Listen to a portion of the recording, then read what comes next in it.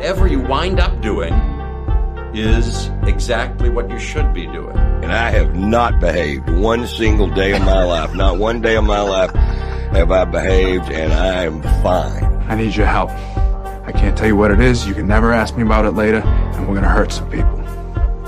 Whose car are we gonna take?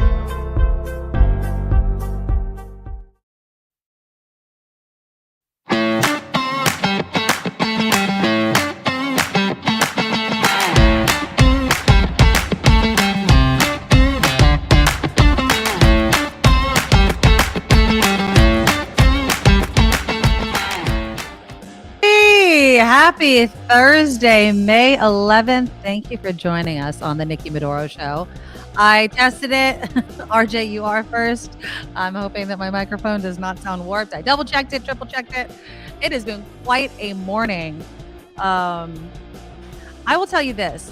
The whole idea of the sandwich generation, God, that's real. Just being pulled in a million different directions, but I'm so glad that I made it in this seat pretty much on time. So thanks everybody for joining us. This is the Nikki Medoro Show.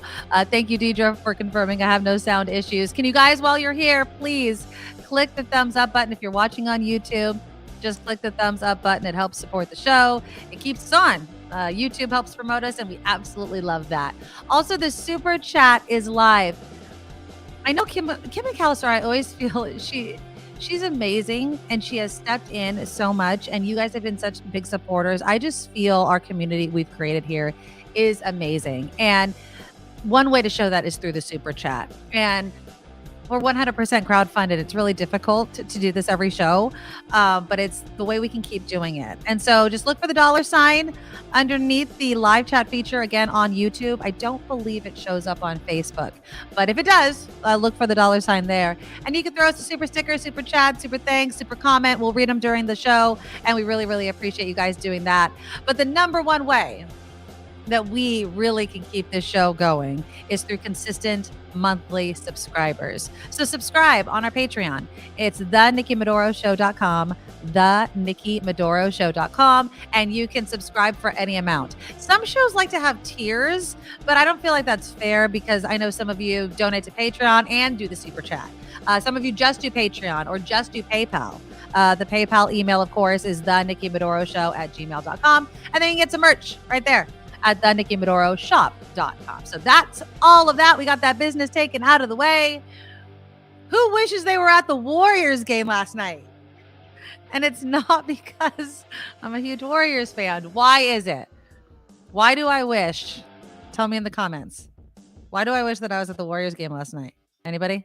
Anybody have any idea? Now, I know that they won, which is great. It's great that they won. They're still in it. They still have to win the next two. And so what? So it goes from, it was here, so it's going to go to Sacramento, then it's going to come back here if they want to win. So go Warriors. But that's not why I wish I was there. Anybody see who was at the game last night? Yes. Thank you, Randy. Ding, ding, ding. I woke up this morning and I was like, what? Look, there he is. Look at him. And that's with his son. And I know that his oldest son is Levi. And then I saw this video and I was like, what did he call his son? And it's his younger son, Livingston. So it's Levi and Livingston. But yeah, this was the video that so many of you guys tagged me in. How you doing? How we doing, man? Oh, hold on. We got to take this picture. How you doing? There's the picture. You can hear the guy right there, but I want to take this picture down. There we go. Now we can see it. Here we go. How you doing? How we doing? Look at that. How you doing? Nice to meet you. Oh, look at him. How you doing? How we doing, man? I love how they're like, this is Matthew McConaughey. I'm like, yeah. Nice to meet you. That's awesome. Yeah. So he was there. He was a good luck charm. Really, Deidre, you saw him at a Cal game years ago. That's awesome. Oh, yeah. Amy, Dave Chappelle was there last night. I think my husband was telling me that Dave Chappelle is performing tonight in San Francisco. Or maybe it was last night. I don't know. I've seen Dave Chappelle a number of times. It's always worth it. Even if you don't always agree with him, I do enjoy him. I know he's a controversial figure, but I do enjoy him. So yeah, the Warriors won. I'm not a big sports fanatic in as far as basketball is concerned, but I am stoked to see it go at least one, hopefully two more games, and they can move on. But yeah, it's expensive to go there. Oh, did he? I didn't watch the game. There's a number of things I didn't watch. Yes, we're gonna get into the town hall with former President Donald Trump, but I didn't watch that anyway. They cut it short, apparently. Did you know that? But yeah, Chris says just your average multimillionaires tossing the old ball around. Exactly. You guys are just brutal today. Get LeBron a Kleenex. Yeah, so it was a good game because they won. I checked in on the score. I had a bunch of stuff going on yesterday. But I went and I sat down and I was like, all right, let me just check in. It was about 6:30-ish, 6:35, I want to say. And because I cut the cord, it's hard for me to find CNN as quickly as I used to. And I kept looking and all I kept finding was the analysis. And I was like, geez, how short was this town hall? Apparently, they cut it like 29 minutes short. So who watched it? Who wants to admit it? Anybody in the comments watch it? I'm not going to vilify you, although I'm proud. I'm going to use the word proud. I'm proud I didn't watch it because it was exactly what we expected it to be. Wes, you watched it. It was exactly what I thought it was, down to calling Caitlin Collins a nasty woman.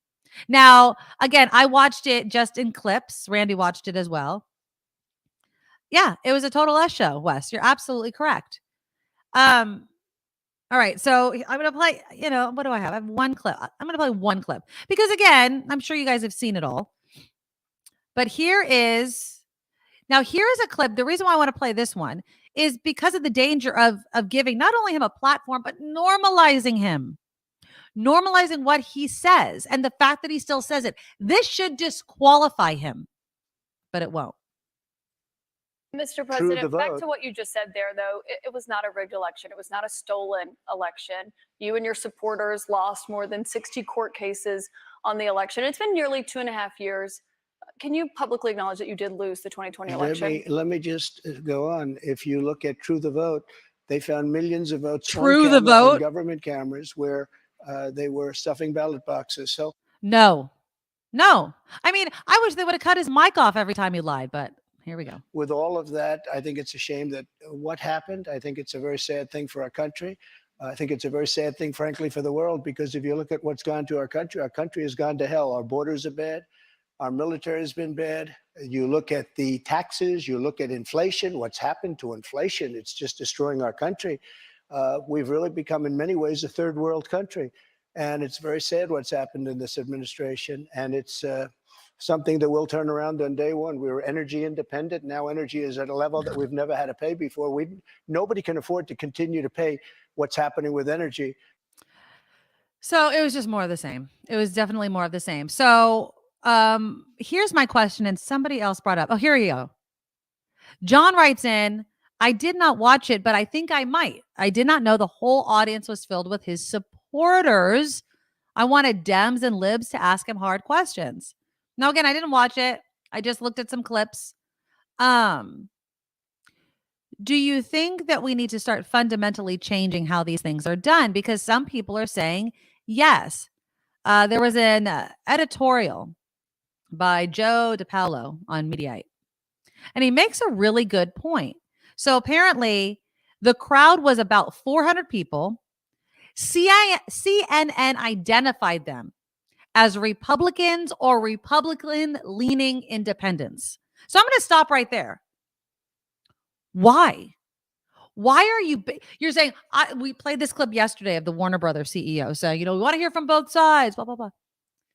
No, you gave him a rally and you legitimized it by having Caitlin Collins moderate it. That's what it was. The clapping, the hooting, the hollering. I mean, it made it seem to the average viewer who did not know the audience makeup going in that, wow, he's converted all these Americans. No. CNN allowed Donald Trump to basically hold a rally.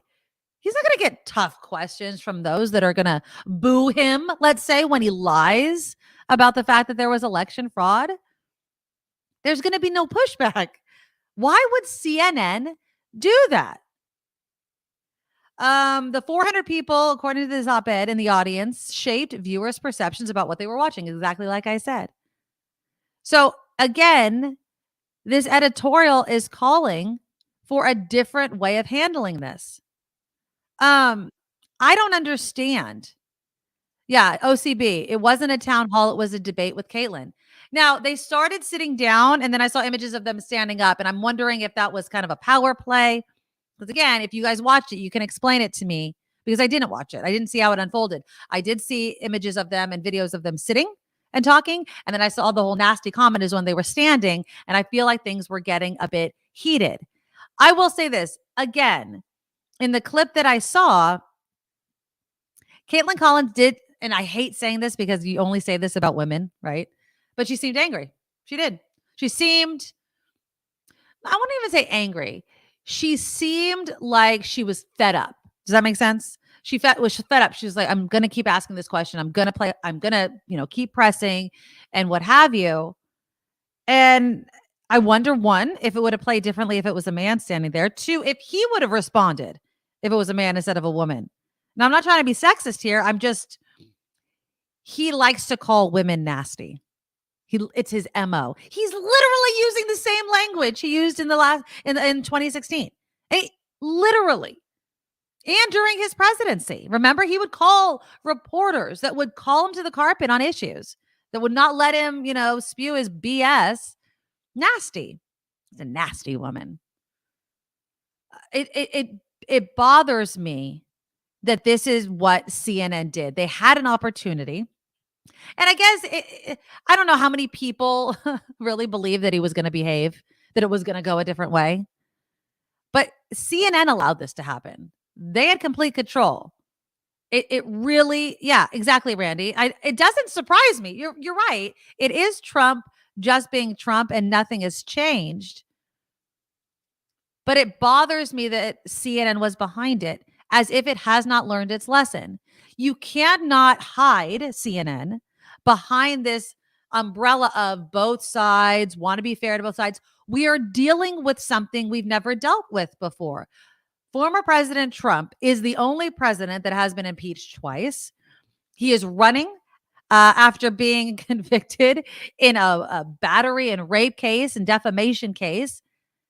He's under investigation in other lawsuits, and it boggles my mind that just because we have a number of bat-ass crazy people making him the GOP frontrunner, that we have to treat him as a legitimate candidate and give him so much airtime. If you really believe CNN in being fair, where's Asa Hutchinson? Where's Nikki Haley? Where are those? Oh, they're not the frontrunner. No, I wonder why. Because we give so much attention to this asshat, and we're not giving enough attention to other candidates. Oh, but he's the front runner. It's a cycle. He's a front runner because you keep following him. Every time he wipes his ass, you guys are putting it up as a headline again. And it's bull. It is so aggravating. Yes, you're right. You're right, Lori. He was found liable. It was a civil case with E. Jean Carroll. You're absolutely correct. Thank you for the correction. Let's welcome Kim McAllister to the show. I didn't watch. Did you watch? You said ass hat. Yes, I did watch. From live? You watched it live? Yes, I watched parts of it live, and then I went back and saw the whole, the whole thing again. The whole thing, yeah. Mm-hmm. So I only watched the clips, a couple of clips, and I became nauseous. I just couldn't keep going. It was bad. Yeah. But I heard they cut it short. I heard when I read 20 minutes. It was supposed to be an hour. Yeah. And they didn't. Did you watch the end? Was there some sort of explanation on why they were ending it earlier? No, there was no explanation, I don't believe. I didn't see it if there was. What do you think about how the town hall was done? Because I don't think people were aware that it was going to be Republicans and Republican-leaning independents as the audience members. I don't think anybody realized that going in. I wonder if there was some type of deal where Trump's like, I'll only do it if, I can have control over who's in the audience, or Why give him only control? I don't know. And then someone was saying in the chat earlier, of course it was all Republican or Republican leaning audience members. Who else is going to stand in line for that long and go Someone to through call all him the out on his security BS. checks and everything else to get in there? It would definitely have to be a Trump lover. More disturbing was the panel afterward with former Trump voters that had voted either for him once or twice for president. And they were, asked about the election lies, the big lie. And most of them said, we're just tired of hearing about it. We want to hear about what's in the future. We don't want to hear about the past. Same thing with January 6th. And it's those things that are so important to keep remembering, because that's who he is. Exactly. They say when someone shows you who they are, remember it, believe them. So if we don't keep reminding people, he lied. He tried to thwart American democracy. He did not uphold his end of his commitment to uphold the Constitution and defend it. He didn't do that. No, he did not. And isn't that most important to keep pointing out over and over and over again? You want to talk about the future of this country? Mhm. Well, let's look at what our future could be by looking at what just happened. Well, and that's why where we are right now as a country, the fact that we can't get things that we even agree on passed in Congress, the reason why there is Marjorie Taylor Greens and Boeberts, and even the fact that Kevin freaking McCarthy is House Speaker is because of him. We lost Roe v. Wade because he was president and made these judicial appointments. I mean, there's a reason this country is in disarray, and it's not because of Biden. It's so upsetting because it's like a slow motion wreck that we've seen already, and we're gonna do this again. We're really gonna do, and I mean, I hope that Biden versus Trump goes the same way again, without the insurrection, please. Right. But I'm just so concerned, Kim, and I really feel that CNN has, and I don't want to be, dramatic here, but the kind of the blood of our political discourse on their hands. Yeah. CNN loves the money, Kevin. You're absolutely right. It was all about the money.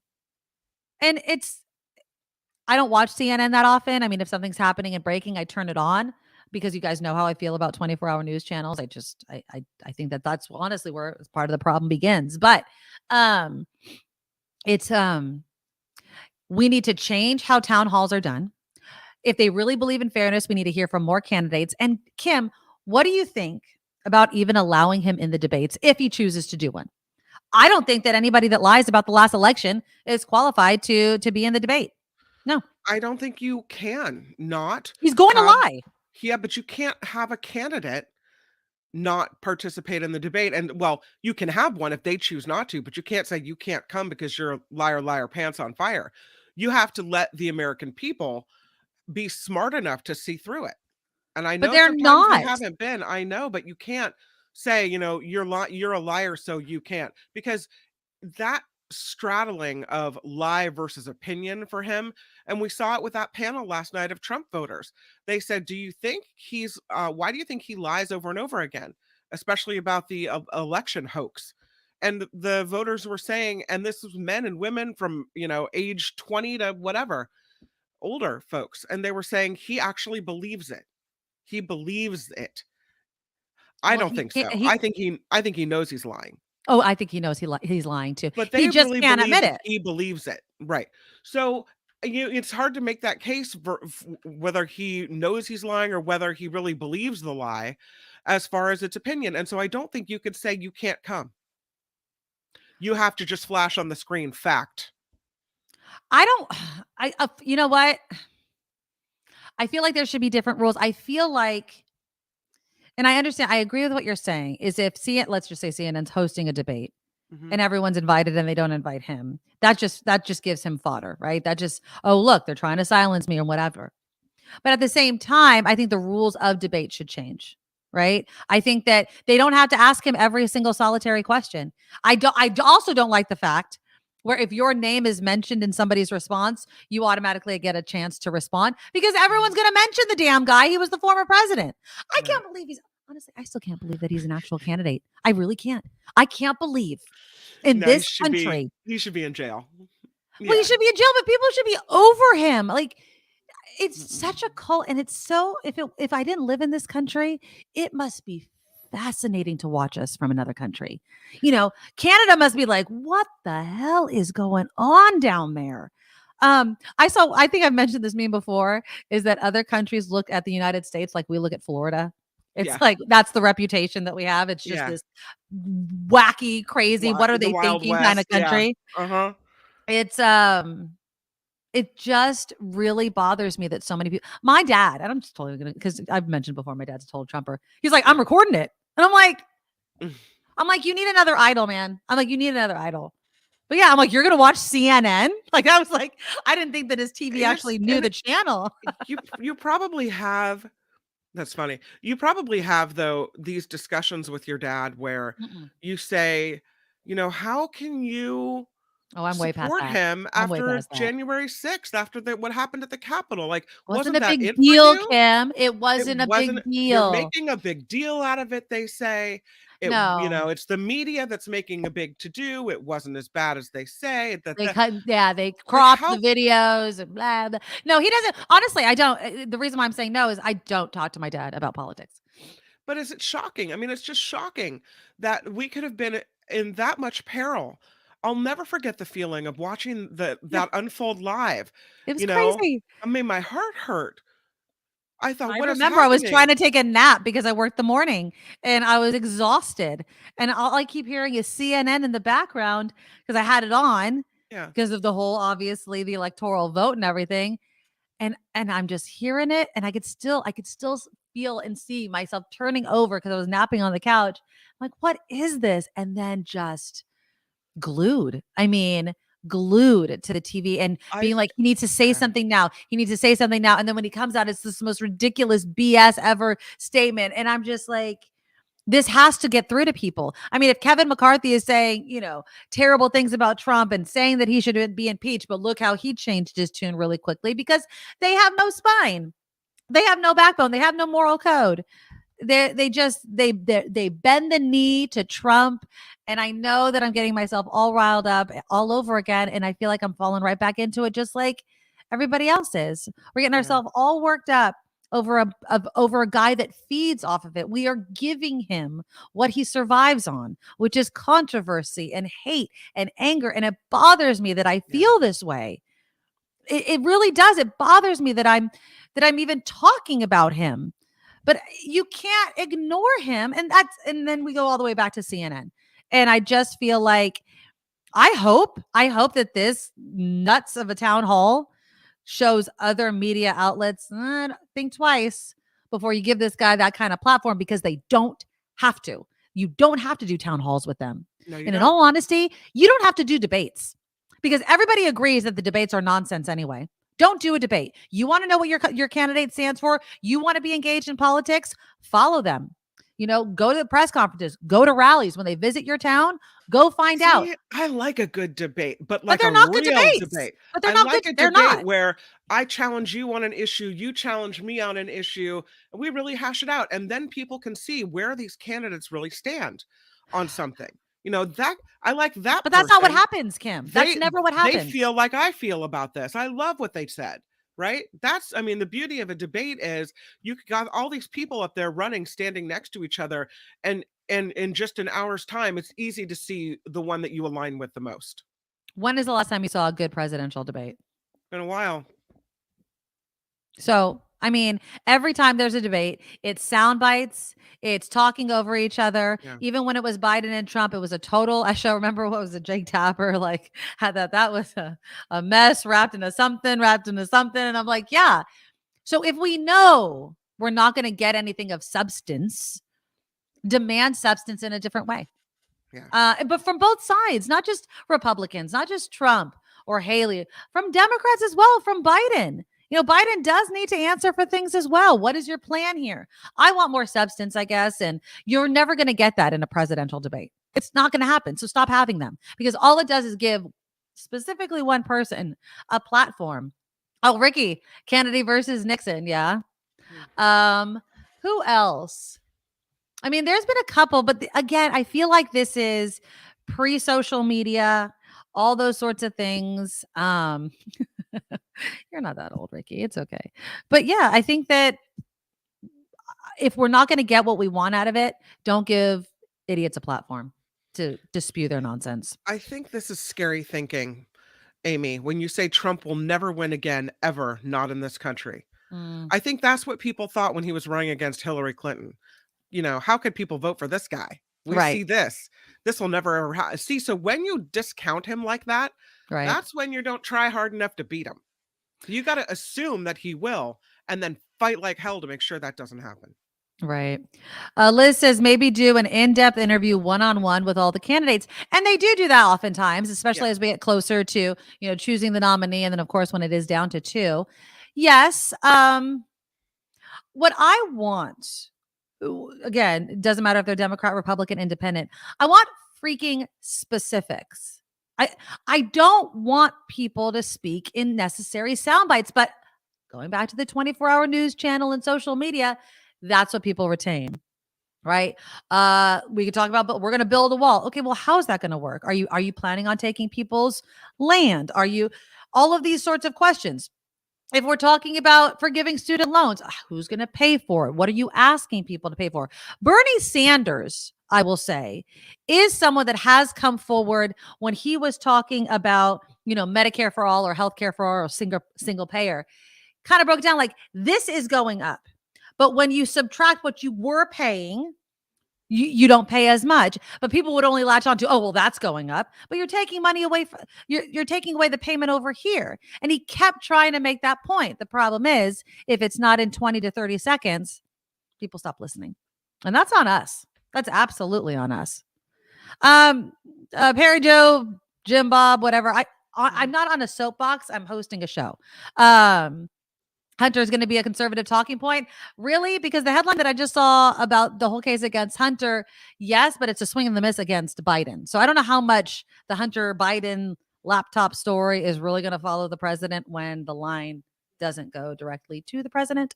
But again, if they can prove whatever they can against Hunter Biden, if he deserves to go to prison, put him in prison. I don't care. I really don't care. They keep saying they have all this evidence, and where show is it then? Yeah, like where is it? We want to see it too. Where is it? Yeah, exactly. Nick says Bernie Sanders was too intelligent for the DNC to manipulate. That's why they burned him. Yeah. And you're also right, Randy. Butthurt supporters that didn't vote for Hillary in 2026. Yeah, I think that there's always spoilers, and were Bernie Sanders supporters, the spoiler kind of for Hillary Clinton, possibly. I just feel like if you can agree on how to move the country forward, even if you don't get everything you want, then go for that candidate. But I can't imagine being a Bernie Sanders supporter and then voting for Donald Trump. I can't get there logically. Right? If you believe that certain things should be possible in this country, let's just talk about health care for all, then Trump's not going to give that to you. The Democrats give that to you. OCB says Bernie sold out and took a knee to the DCC, the Democratic Party. I'm assuming you mean with that. I think that there's also politics, and he's a politician. He's been around a long time. And again, I go back to the point I just made. If Bernie Sanders wants to see X, Y, and Z done, or at least take steps in that direction, you do that within the Democratic Party. That's the way our country is run. John Rothman always says, he wants a healthy 2-party system. He wants more parties, right? Yeah. You don't want one-party rule. You don't. One, because it unfairly skews problems. So for instance, take California. We are a Democratic state. So any problems this state has, whether they are, a result of Democratic policies or population or fill in the blank, it will fall at the feet of the Democratic Party because they run the state. And that is an easy criticism to make.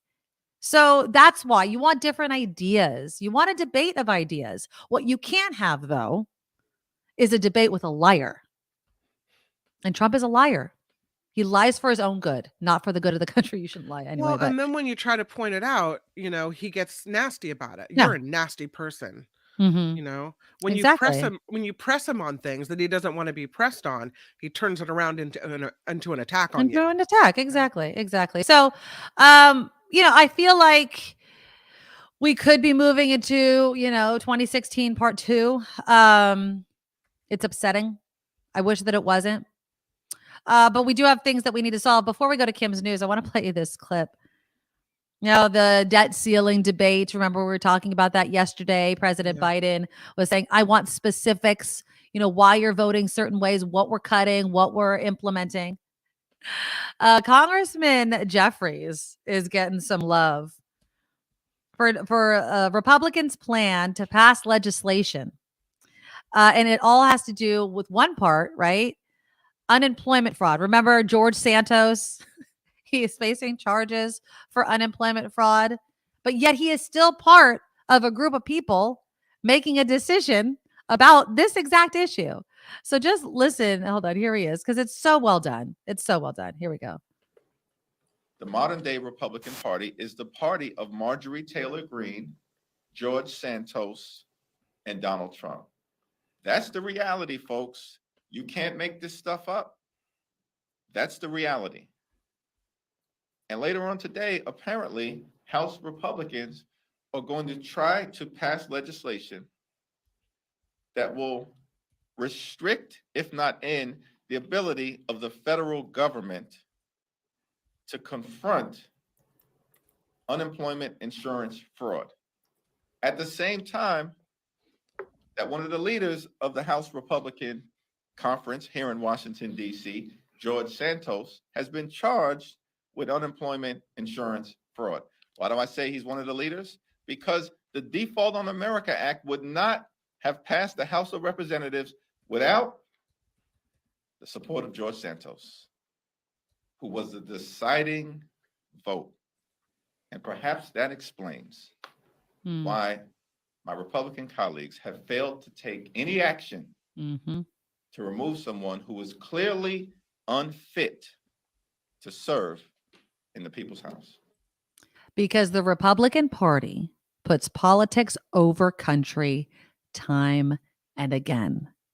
Democrats, the Democratic Party sometimes goes too far, right? Al Franken, many people have said he should have never stepped down and resigned, but he did. The Republican Party don't hold their own people accountable because the Republican Party would have a lot fewer people part of it if they did. Now, am I saying that there's a halo over every Democratic lawmaker's head? No, I'm not. Hold them accountable. If there's evidence, hold them accountable, and the party should and the people should. That's what needs to happen. So it really, we the people need to wake the hell up. I do this show and I do a bit of politics. We're going to switch gears after Kim's news here because it is important. And I do have to get it out, right? But release. Yeah, I have to have some relief, but we also need to stop our role in what Trump feeds on. We just really have to. And that means, while yes, I understand what happened yesterday, that's it. I want to focus on candidates like President Biden and other lawmakers that are actually making movements, moving this country towards what I want it to look like, and stop feeding that basket of deplorables that unfortunately still exists. All right, we're going to switch gears. Coming up, so San Francisco, Oakland, they get bad raps, right, for crime and all sorts of things. Oh, it's not safe to go there. We were talking about BART yesterday, and somebody sent me, we were talking about why don't you ride BART? And then somebody sent me after the show, somebody was attacked on BART. Duh, that's why. Yeah, like with a machete. Right. It's crazy, right? Like a machete knife. What happens when it happens in a good part of the Bay Area? What when it happens in Danville? Okay. When bad things happen in Danville, is it out just like in Oakland and San Francisco, a reflection of the makeup, the politics, the leadership in that town, or does money and being in a nice neighborhood insulate you from that? So we'll talk about what happened. It was making the rounds. I'm part of a Facebook group, and that's actually where I heard it. And it was It was interesting to see the reaction. So I'll talk about that. Also, in the next hour after the 1 o'clock news, Emily Hoeven, who is on the San Francisco Chronicle's editorial board, will be joining us talking about housing, what California needs to do, and the fact that Sacramento lawmakers, Gavin Newsom, they all love to talk about NIMBYs having to stop. We need to build housing. But is Sacramento taking its own advice? And by that, I mean the land owned by Sacramento. So we'll talk about all that. Please click that thumbs up button. That's all coming up on the Nikki Medoro Show. Now, from around the world to up your street, the Nikki Medoro Show presents News Czar Kim McAllister. We begin the news with migrants. Cities across the country bracing for the end of Title 42 today. This COVID-era policy allowed migrants to be quickly turned back at the U.S. southern border. While U.S. border communities are getting the initial surge, the officials in cities thousands of miles away say they are also expecting to be overwhelmed. The White House, meanwhile, is being pressed about its response to the end of Title 42. The DHS Secretary, Department of Homeland Security Secretary Alejandro Mayorkas, insists the Biden administration is ready for this day and is taking all of the appropriate steps. To George Santos now. The New York congressman his deal with Brazilian authorities to avoid prosecution for fraud could be finalized Thursday. According to CNN, the Republican reached a deal with prosecutors to pay a fine to the state of Rio de Janeiro and pay back the victim for the full amount he defrauded, allegedly, in 2008, adjusted for inflation. This comes after Santos was hit with wire fraud and money laundering charges in the United States yesterday. Every time he turns around, someone else is filing a legal case against him. What does that say? The head of JP Morgan Chase is saying that warning that the U.S. default could cause a financial panic. In an interview with Bloomberg TV, JP Morgan CEO Jamie Dimon said the bank will begin daily meetings about the debt ceiling starting May 21st. Congress has to raise the country's debt limit by June in order to avoid default. There's a new ordinance in a San Mateo County coastal town that would ban feeding wild birds on all public and private property. Yeah, officials in Half Moon Bay say the ban is to limit the overfeeding of wildlife. The ban would prohibit bird feeders less than 5 feet off the ground. Critics say the ban is unnecessary and that it's an overreach. The ordinance also applies to negligently leaving trash, pet food, or other foods that attract wildlife, which can lead to dangerous interactions between people and wildlife. Assistant City Manager John Doty telling the San Francisco Chronicle, including bird feeding in the ordinance is aimed at a small number of people and is more to just educate the public about the dangers of feeding wildlife. That's interesting. A lot of people have hummingbird feeders. Yes, or bird that's what I was feeders, just going to say. I have that. I'm like, yeah. uh-oh. Well, apparently you're damaging wildlife. Knock it off. Don't do it. Well, I mean, it's interesting because my mom, she has a hummingbird feeder right in front of her like window, the window in front of her house. And I mean, these birds know they come at the same time every day. They have set, they've created nests there. So she always makes sure the hummingbird feeder is full. I have one and I just looked at it this morning. It's empty. So just to clarify, they're saying I should not fill up my hummingbird feeder. Well, they didn't specifically mention hummingbird feeders, but they did mention bird feeders. So they're saying that it is causing an overfeeding of wildlife. And they're getting fat, they can't fly, or what? I mean, I don't know. Yeah, bird feeding in the ordinance. So yeah, interesting. All right. Well, yeah. Okay. The things they focus on. It would prohibit bird feeders less than 5 feet off the ground. So I think the ones that you hang, like a hummingbird feeder that's higher, that would be okay. But if it's less than 5 feet off the ground, then I guess there's a problem with that because it puts wildlife at risk.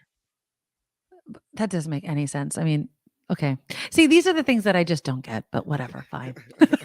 Okay, so Central Park, yeah, plans to transform a 2-mile strip of land into Santa Rosa's version of Central Park are a big step closer now to becoming reality.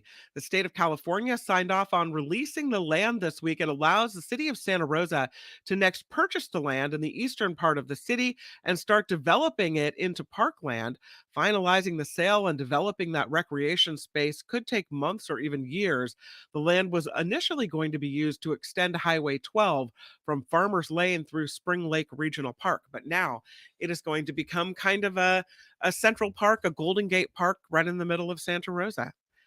And lastly, there's a new Sesame Street character. Did you hear about this? Sesame Street is introducing its first Filipino Muppet. Okay. Yes, TJ was introduced on a segment with actor Cal, is it Cal Penn? Yeah. Kai Penn, that talked about confidence. The new puppet joins Ji Young, a Korean American puppet that debuted 2 years ago. I Yeah, they mean, also have one called Julia that is an autistic puppet, I think. right. I remember that. Yeah. I mean, why the slow rollout? Like, just make all of them. I mean, I guess it's something to promote and get more eyes on Sesame Street. I love the inclusion. It's interesting that we're still at a point where we don't have people of all stars and stripes, right? On something like Sesame Street when it's a puppet, right? You can make it as many Right. puppets as you want. Yeah, I don't know. I kind of like the introducing of this character, that character. It But I feels mean, more natural. and I guess I could watch it, but how do they announce that TJ is Filipino? Well, you do a little lesson, like we Like, talk I am about. Filipino. This is the No, food. I This would is where it is in the say world. they Like, probably do a lesson on. I haven't watched it, but they probably do a lesson on food.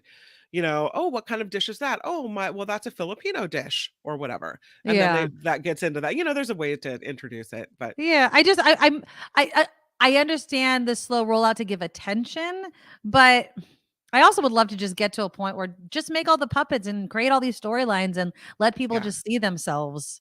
But Natalie says representation for my kids who are too old for Sesame Street now. yeah.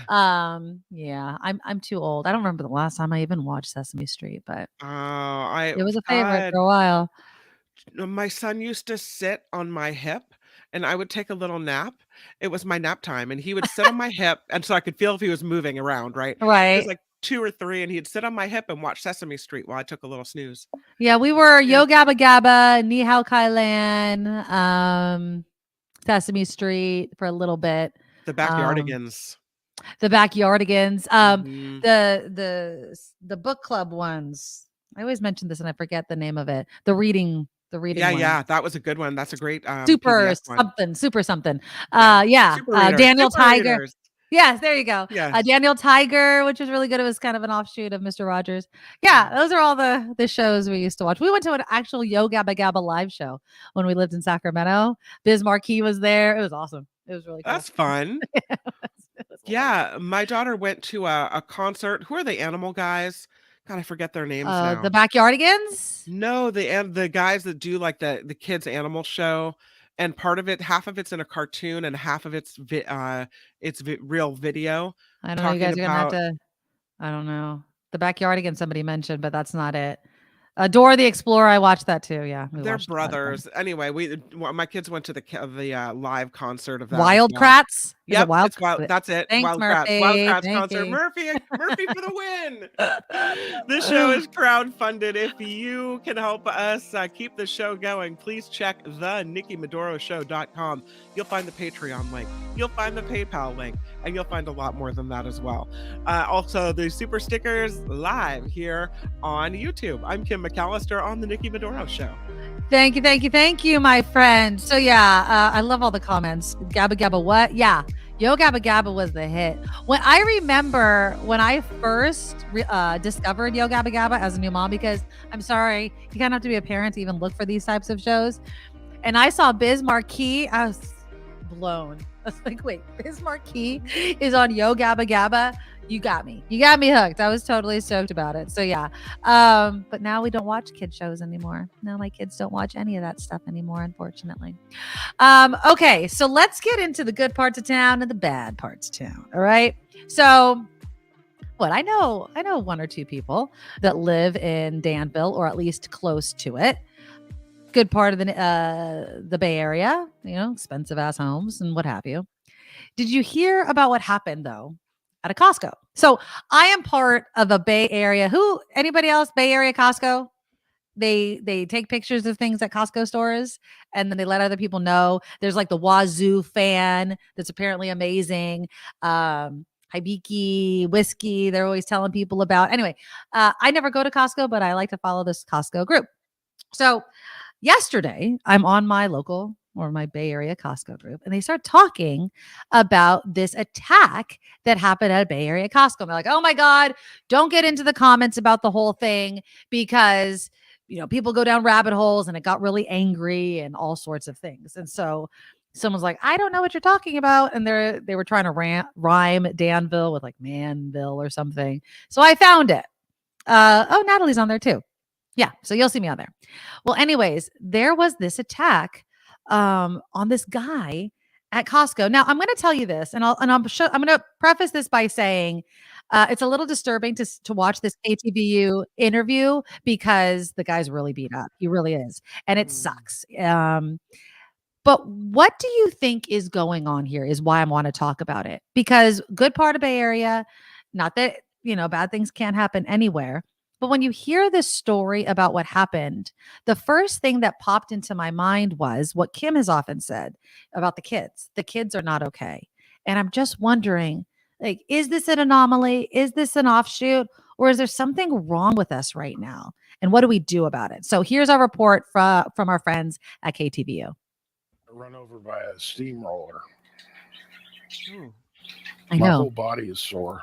Craig Blackburn of Danville said he was viciously attacked in a Costco parking lot Sunday during an argument over a parking spot. This happened just before 11:30 a.m. at the location on Fostoria Way. Blackburn said he had just finished shopping and was loading up his car while eating a Costco hot dog when another driver waiting for his spot got impatient, hurled some insults out the window and told him to hurry up. This guy's sitting in his car and says some things to me about my weight in eating a hot dog, and he wanted my parking spot and told me to hurry up. And I told him to go find another spot. Blackburn said the driver wouldn't move. Okay, so I'm going to stop it right here. We'll go back to it. But you can imagine, right? You could fill in the blank about how that interaction probably went. Right. And so this is the reason why I'm going to stop it right here is this is the first instance of an interaction between two people, right? So the guy is eating a hot dog, and we've all been there. We're sitting in our car. And sometimes, especially when I'm picking up my kids, either from like cheerleading or something, I'll get in my car, but I'm not leaving. I'm sitting here. I'm going to sit. I'm going to read my book. I'm going to do whatever. And then all of a sudden I'll realize somebody is waiting for me, probably pissed off because they're waiting. And then I'll get out of the car. I'm like, sorry, not leaving, that sort of thing. Right. Now, obviously it could have been like that, but and I'm not going to be sexist here, but it is two men. So maybe they're just kind of like, meh, whatever at each other. But at this point in the process, what do you do if this guy's hollering at you, making derogatory comments about you for whatever reason, and you're eating a hot dog and you don't want to give your spot to this guy? And that's what I want to stop you at, because that's the problem. He was leaving. Now, I'm not going to blame the victim here, but again, he could have been like, oh, sorry. Yeah, I'm taking too long. And who knows?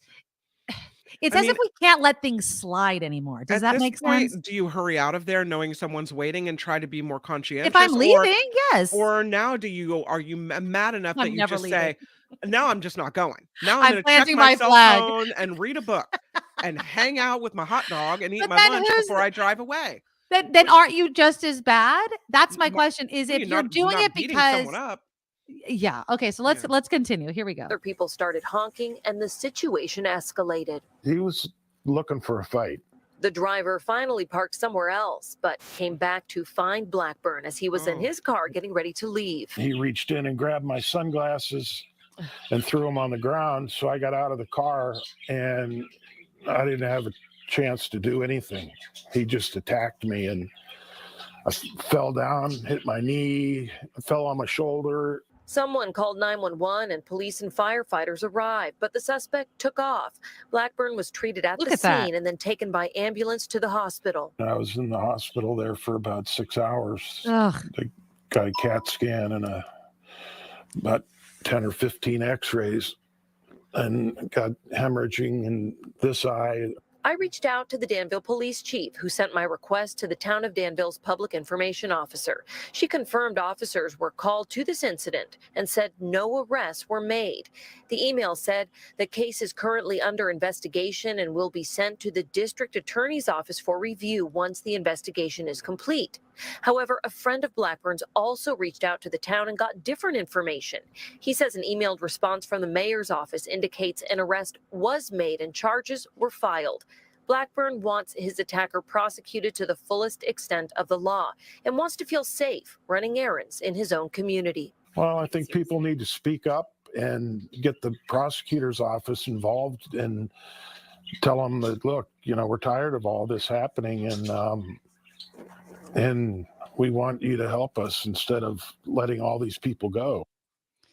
So there we go. Now, I love that Amy added this to the conversation because this is the debate that has been happening in my Facebook Costco Twitter page. Amy says, executive member, I heard the guy that got beat up started it, though. They didn't press charges. So, and of course, we don't have video of everything or anything like that. But here's my question is what's wrong with this situation? Why is this happening? What would you do in that situation? Even if the guy that was eating the hot dog and eventually got beat up told the guy to go kick rocks, but in a more profane way, that doesn't mean that the guy in the other car is justified in beating him up. Telling somebody, go F yourself, I'm not moving. Is that justification to then get physical? It feels like the leap is so quick to violence. And that really concerns me. It doesn't look like anybody, it doesn't seem, at least at this point, that either of these men had some sort of mental illness or felt threatened for their lives. It feels to me like ego, maybe a bit too much testosterone, hot-bloodedness, I don't know, fill in the blank, got involved. But, and I love, again, but Chris, you're kind of making my point. Chris, is see what happens when you don't brandish. What if one of them did have a gun? Scary. Now that guy would be dead. A parking spot and a hot dog, a comment about a hot dog, and you're dead. That's the society we live in right now? Are you serious? That concerns me. And it makes it so we don't want to be friendly. We don't even want to talk to each other anymore. Like, don't say anything. That makes it even more dangerous, right? You don't know your neighbors. You keep your door locked, your blinds shut down. And that's why we're heading down this road. Have you ever, though, been involved in some type of thing on the roadway where you get so angry and then you realize later, like, why did I let myself get so upset over that? Yes, all the time. Why am I still even thinking about it? So having been there at least once or twice, I can see that, kind of where you're in this moment. And while we reasonably logically look at it after the fact and go, God, that was so stupid. Why didn't the guy just drive away? Why didn't they, whatever? When you're in that like passionate, angry, ridiculous moment, it just, you can't let go. Like you're just so mad. And so I get it. I understand, I guess, why it wasn't diffused, but you just wish people could be different in that moment. Yeah. And I found myself, I'm hoping that in my older age that I will get more patient, right? Like I'm hoping that patience happen. And I'm totally guilty of being in the car and like talking to other drivers, move or get over, I'm waiting for you or something, but I'm not engaging with them in traffic. I'm saying it to myself. And what happened? There was something, I told the story about how the guy got out of his car to tell me something, and Nugget and I think Marley was in the car, and I just kept my window rolled up because he was crazy. In those situations, I just keep a S-eating grin on my face and go, okay, you're nuts, bye. I'm not rolling down my window for that. But in traffic, if I was moving, they could cut you off. And in some parts, we've heard the stories, they'll whip out a gun and shoot your butt. Like, Yeah, you don't know anymore. It What's happened going in on? Petaluma where there was some type of dispute at a stop sign over who had the right of way. You know, you're at a two-way stop or a four-way stop, and I think I should go first, but you think you should go first, Right. and whatever. Like, I mean, all that frustration with someone lasts 2 seconds, but not in this case, because a guy on a motorcycle apparently got thought that he should have been the one to go first, Right. and the other person apparently took a shot Oh, with Jesus. a weapon. I mean, no one was seriously hurt, but this escalates to gunfire, this dispute over Mhm. who has the right of Exactly. way to go first. Come on now. Why are we so angry? Exactly. So let me just read you some of these comments because again, it's really upsetting and I don't want to keep mentioning that it was in Danville, but I feel like this wouldn't have even made headlines in other parts of the Bay Area, right? But one person that I like its comment. Impatience is always an issue, especially with the younger generation now. I don't understand. Costco has a huge parking lot. If you can't wait, then go find another lot either further away or offer help to this old folk to load. At IKEA, I got out of my car to help an owner load their furniture.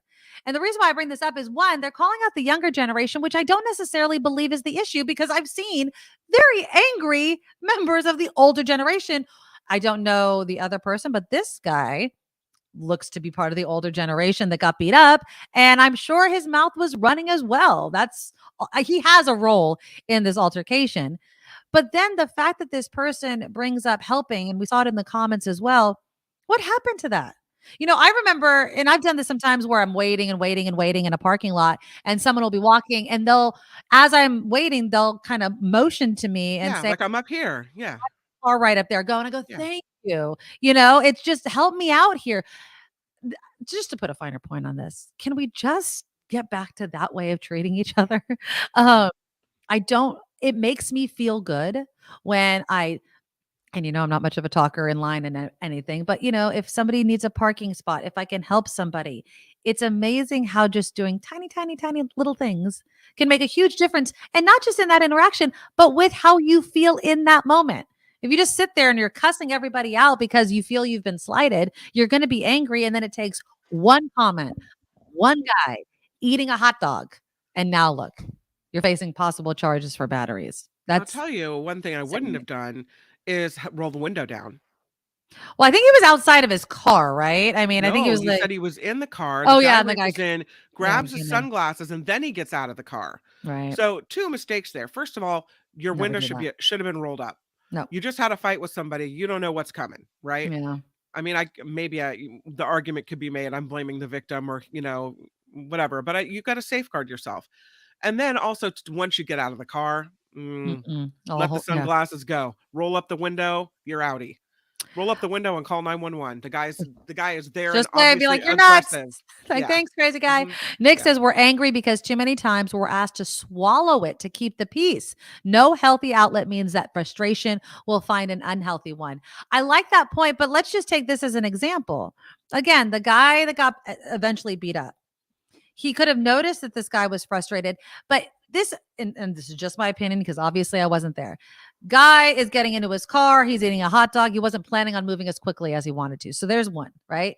Then he sees this other guy honking at him, kind of telling him to move the F on, you fatty or whatever. That's two. Now, his response, it goes back to the guy that eventually got beat up. His response also determines where this goes. He could have been like, sorry. Yeah. And like laughed about it and moved on. But he couldn't. There was something in him that made, nope, I'm not going to let this guy get away with saying that to me. Right. Imagine if he had thrown the hot dog at the guy's windshield. Oh God, geez, that would have escalated even further. There would have never been the parking. They probably would have gone to blows right then and there. But imagine if he would have been like, sorry, eating my hot dog. I'm slow. Got in his car, backed up, took his hot dog down the street and finished it there. That the story would have ended. And then somebody like, well, you can't let that other guy get away with being rude. Why? Why can't we let things go anymore? Just be like, yeah, he's an ass. And I hope that, he feels better someday. Because now this guy's day was definitely ruined. Spent hours in the hospital. He suffered all these injuries for what? for pride, for ego, which obviously we all are part of. But I don't know. It just was a sad story. And I want us to be better than that. Okay, we're going to do Kim's news. When we come back, Emily Hoeven with the San Francisco Chronicle is going to join us. We're going to talk about housing. You know, California is really cracking down on people saying, I don't want to build anymore. Remember, they're suing states that aren't following the housing requirements. But Emily and the editorial board over at the Chronicle are saying, wait. What about building housing Sacramento in your own backyard? And then also, Emily wrote an article regarding Gavin Newsom. And is he neglecting a bit of the Golden State? So that's all coming up. But please, before we do that, click the thumbs up button to show your support of the show. YouTube loves it. We love it. It's awesome. The super chat, of course, is live. It's a way for you to donate to the show. Tell us that you love it oh so much. And then the number one way to become a Medorable yourself is to become a monthly Patreon subscriber for any amount that you can afford every month. Just go to the NikkiMedoroShow.com. You could click the links there, the PayPal link, the merch shop links are there. And we really appreciate any and all help that you can give. All right, Emily Hoeven next on the Nikki Medoro Show. Now, from around the world to up your street, the Nikki Medoro Show presents News Czar Kim McAllister. Good afternoon to you. Over 75 tons of trash never made it into the ocean thanks to a pilot project in Los Angeles County. This comes even after the state was pounded by torrential rain and atmospheric rivers this winter and shifted land debris toward the ocean. A 2-year pilot project called the Bologna Creek Trash Inceptor 007 prevented 154,000 pounds of trash from ending up in the Pacific. You can see a picture of it here. The experimental project floats from the outlet of Bologna Creek into the Pacific Ocean, and it moves trash to a solar-powered system that then lifts the garbage from the water with a conveyor belt. It dumps what it collects into dumpsters that are then later emptied manually. 154,000 pounds of trash pulled out of the water. That's a novel concept and a cool-looking vehicle as well. The EPA is proposing emissions caps on existing power plants. This part of the Biden administration's climate agenda. If finalized, the rule would require most fossil fuel power plants to cut their greenhouse gas pollution by 90% by 2038 or be forced to shut down. Would mark the first time the federal government has restricted carbon dioxide emissions from existing power plants. The proposal was first criticized by Democratic Senator Joe Manchin, who now says he'll oppose all EPA nominees until the agency stops what he says is government overreach. I don't know. We'll see how that works out. Do want to also let you know that tobacco giant Altria Group will pay $235 million to settle thousands of lawsuits related to its former investment in e-cigarette maker Juul Labs. The settlement, announced Wednesday, resolves at least 6,000 lawsuits accusing Juul of an epidemic of teen vaping. It ends nearly all litigation filed by local governments and private citizens across the country. The settlement was announced shortly after the San Francisco Unified School District finished presenting its case against the company in a jury trial. The CEO of Eli Lilly promised Congress this week that the drug maker will not be raising prices on its existing insulin products. Lilly CEO Dave Ricks made that pledge in response to a request by Senate Health Committee Chair Bernie Sanders, but the CEOs of Novo Nordisk and Sanofi did not make that promise. A plan in Louisiana to add exceptions to the state's abortion ban, it's gone down in flames. There was a push to allow victims of rape or incest to end their pregnancies. That failed in a committee, meaning one of the nation's toughest abortion laws will remain in place there in Louisiana. Officials say at NASA say a test of one of the engines that will propel the Artemis 5 rocket to the moon was a success. The RS-25 engine test fired Wednesday, built to travel some 250,000 miles on the moon mission in 2025. It'll be mounted on the rocket with 3 others. And this just in, McDonald's is liable in a lawsuit that claimed hot chicken McNuggets left a young girl severely burned. The jury found a McDonald's in Fort Lauderdale, Florida, failed to put warnings on the food that led to the child's injury in 2019. Another trial later this summer will determine how much McDonald's and the franchise owner will have to pay in damages related to that incident.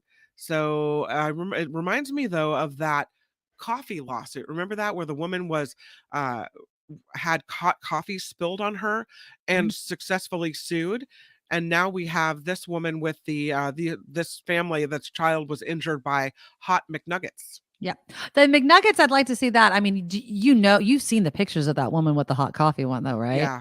I mean, that is anybody that's like, oh, look at this pansy. No, research. It is horrific what happened to this poor woman with the hot coffee. Hot nuggets. I feel like that's you have to be really cooking them really hot to make something like that burn too badly. So I don't want to see more details on that. And lastly, Paul Walker's daughter will make an appearance on the latest entry in the Fast and Furious franchise. Ooh, So okay. that's kind of nice. I know, as a remembrance for him and having a Yeah. place there. I never watched really. I think I watched the first Fast and Furious. I'm not a there was a bit too many of them to do that. Her name is Meadow Walker, and she posted a preview of her cameo in Fast X on her Instagram account. She's 24. She said, Okay. I'm so blessed to be able to honor my father's legacy and share this with him forever. And she Oh. recounted how the first Fast and Furious movie, released when she was only 1 year old, said she grew up on set watching her father alongside the franchise stars like Vin Diesel, George Mhm. and Michelle Rodriguez. And she also said that she can't believe that she now gets to appear next to those people who watched her grow up. That's So awesome. Oh, how good. I mean, it's really sad, obviously, what happened to her father, but yeah, died in 2013 after his appearance speeding in car. Fast and Furious 7. It was a speeding car incident at a party that he Mm. was at. Yeah, so he didn't survive that. He was flying down the Mhm. street. And some people are like, "Oh, he was influenced by the movies that he was in." No, I mean, it was horrific the way he died, but I think that's an awesome way to remember him, and I'm sure he's probably pretty happy about that. This show is crowdfunded, so if you would like to support it, you can check out thenikkimedoroshow.com. That is where the Patreon and PayPal links live. And of course, Super Chat live here on YouTube. I'm Kim McAllister on The Nikki Medoro Show. Yes, indeed. Thank you, Kim. I want to give some quick shout outs to Wes with the $5 super sticker. Thank you so much, Wes. And a $20 super sticker from Deidre. Thank you guys so much for supporting the show. I love our community, and that helps keep the show running. Okay, so let's get into housing. We talk a lot about housing. It is a huge issue. But there was something that I didn't realize on who actually owns some of the land where we could build this housing, because one of the arguments many of you in the comments always make is there's not enough room. We don't have enough room. There's no land. Where are we going to build it? Do you want it in your backyard? I don't want it in my backyard. Well, apparently you're not the only one that doesn't want it in your backyard. Possibly California state government doesn't want it in their own backyard. Joining us is our friend of the show, Emily Hoeven with the San Francisco Chronicle. Emily, thanks for coming back on the show. Thanks so much for having me, Nikki. Great to see you and Kim. Yeah. So, okay. I did not realize that Sacramento is a huge landowner. California government is a huge landowner. Kind of explain that to people that are like me and didn't realize that. Yeah, well, I didn't really realize the extent of it either. But I had reported in the past on the recovery of Sacramento's downtown, and all of the folks that I talked to pointed out that there's only so much the city can do on its own, because so much of the land and so much of the real estate in Sacramento is actually owned by the state. And so whatever happens to it is decided by the state, not the city or the county. And so I started digging around and looking, and it turns out that the state owns about 7.6 million acres of real estate in the state of California. And it also owns about 58 million square feet of office space, and which is a lot of offices, obviously. And on top of all of that, it also leases a lot of property. So for example, it leases about 17.3 million square feet of office space across the state of California, but about half of that is actually located in Sacramento County. So it really just underscores that if Sacramento is going to try to recover from the pandemic, state workers are not returning to the office in nearly the same numbers they were in the past, just as along with every other type of worker. So what that means is that in Sacramento, we have a ton of empty buildings that are, many of them were built a long time ago. They're ugly, they're old, no one's in them. And so it really just points out that the state needs to quickly revitalize those properties and allow them to be redeveloped, because otherwise our downtown is going to just be this ghost town of empty office buildings. Yeah, and I want to touch on downtowns because you also wrote a separate article comparing San Francisco's downtown, which is like a ghost town, to Sacramento's. But what has been the response from Sacramento regarding all of this unused office space, unused land? Because you would think that they would want to lead by example. You would think. And I think that, the state is acknowledging that it needs to reduce its land holdings. The governor actually put out an executive order in 2019 that basically directed one of his agencies, the Department of General Services, to evaluate all of the excess state land in California, and whatever land was determined to be extraneous, quickly make it available for redevelopment. And so they did assess the land. They found that there were about 92 parcels of land that, it didn't really need at that time, which I would imagine that now it's actually probably more, given how the pandemic has changed the nature of work. But there was about 92 parcels of land. And, the problem is they have just not made those properties available very quickly. It's been a very long and bureaucratic and slow process. And just about 2 weeks ago, I believe, the very first property under that order was actually finished, had construction finished on it. So basically it took 4 years for one property to actually be completed and actually have homes and now, be made available to folks. And the state auditor did a report on the Department of General Services, and they basically found that the department had only made 19 properties available, and it would probably take them 7 years to make the remaining properties available. And that's not even developed. That's just made available to be developed. So it just kind of underscores how long of a process that is. What takes the longest, though? I mean, I know people hear that. Is there something that the average person just doesn't get about stuff like this? Is it just so much red tape, so much bureaucracy? Is that basically the answer? I think that's a huge part of it, because I was really pressing the department to kind of provide clarity on why it had taken them so long. And it's still taking them so long because since the audit came out last year, only about 3 to 4 new properties have actually been made available. So it's a very slow, it's a very glacial pace to only do 3 properties in 1 year.